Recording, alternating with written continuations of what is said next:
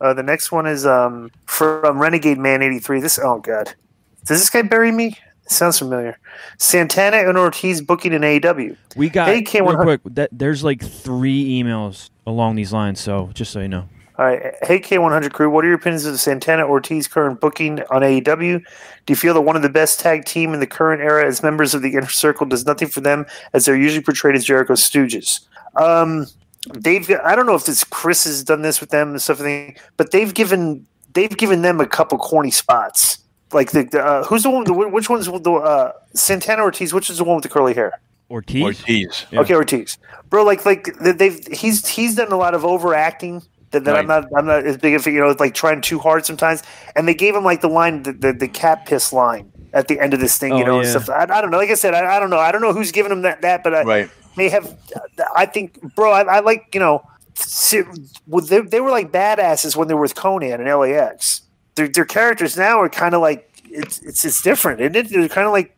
Like Keystone Cops a little bit, aren't they? I think they're in a good spot because they're with Chris, so they'll be on TV. But when they came in, they had this big debut on pay-per-view. They jumped. Oh, my God, LAX is here from Impact. They were the champions all these times and for this length of time.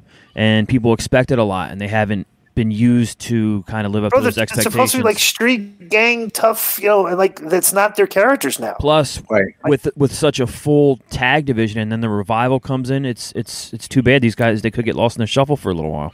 I'll be honest with you. I think that Jericho and Ortiz and them are doing the wrong version of their characters on that show. They're all doing funny stuff, right? And I'm not sure your top heel faction needs to be constant comedy. I said it a couple of times. Jericho walks a fine line between heel and babyface. One of the only guys that can do it, but there does come a point where you got to quit being funny all the time. You know what I'm saying?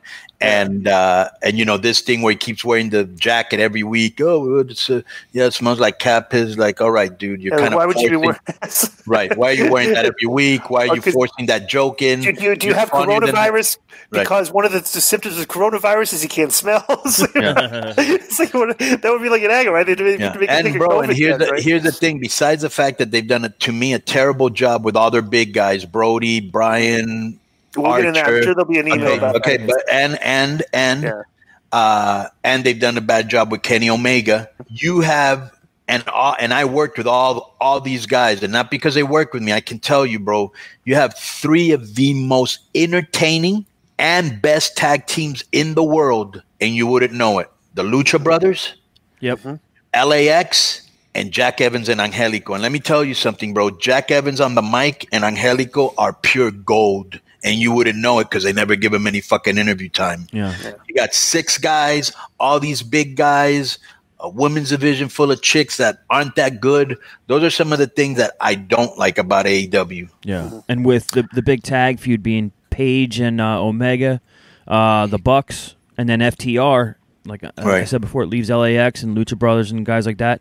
They're out of the mix. So if they're out put of them the against each other, let them tear it up. Then what happens? Here's the problem. The next thing you know, these guys are stuck in the spots of the 12-man tag, and but you're not going to get any stars over doing stuff like that. You know.